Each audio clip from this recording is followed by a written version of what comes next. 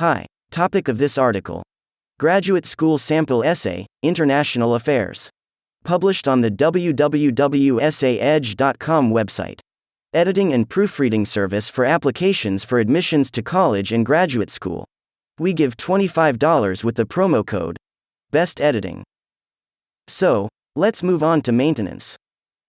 My longtime fascination with politics and international affairs is reflected in my participation, starting in high school, in activities such as student council, school board meetings, Vietnam War protests, the McCarthy campaign, and the grape boycott.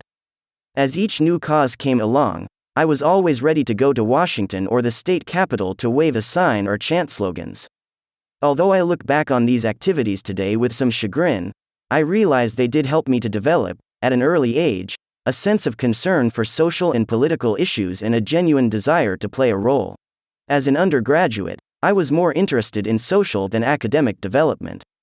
During my last 2 years, I became involved with drugs and alcohol and devoted little time to my studies, doing only as much as was necessary to maintain a B average. After graduation, my drug use became progressively worse. Without the motivation or ability to look for a career job, I worked for a time in a factory and then, for 3 years, as a cab driver in New York City.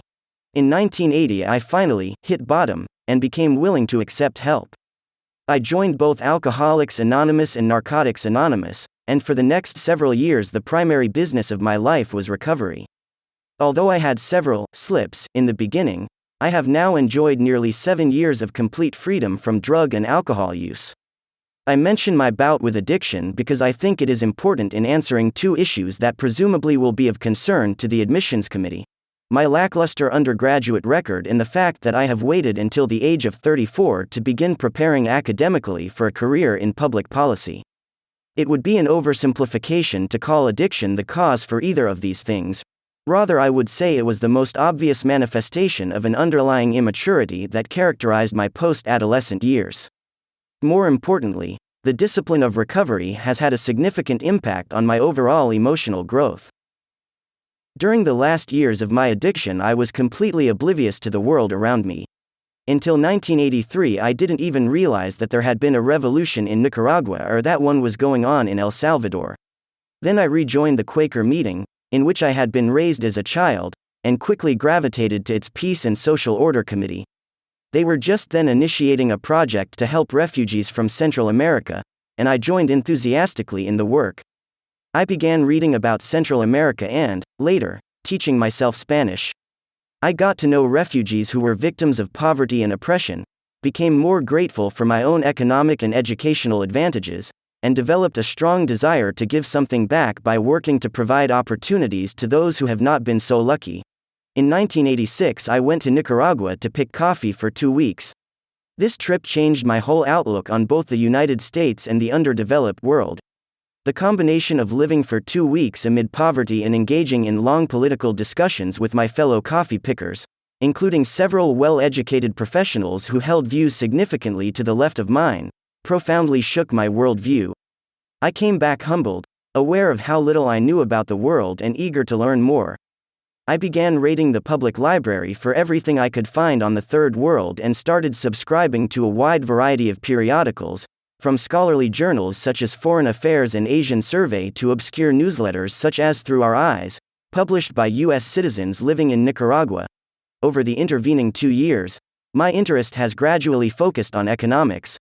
I have come to realize that economic development, including equitable distribution of wealth, is the key to peace and social justice, both at home and in the Third World. I didn't study economics in college and have found it difficult to understand the economic issues that are at the heart of many policy decisions. At the same time, though, I am fascinated by the subject. Given my belief that basic economic needs are among the most fundamental of human rights, how can society best go about providing for them? Although I call myself an idealist, I'm convinced that true idealism must be pragmatic. I am not impressed, for example, by simplistic formulations that require people to be better than they are. As a Quaker, I believe that the means are inseparable from the end. As an American, one believe that democracy and freedom of expression are essential elements of a just society, though I'm not wedded to the idea that our version of democracy is the only legitimate one. Although I have carved out a comfortable niche in my present job, with a responsible position and a good salary, I have become increasingly dissatisfied with the prospect of a career in business applications programming. More and more of my time and energy is now being absorbed by community activities.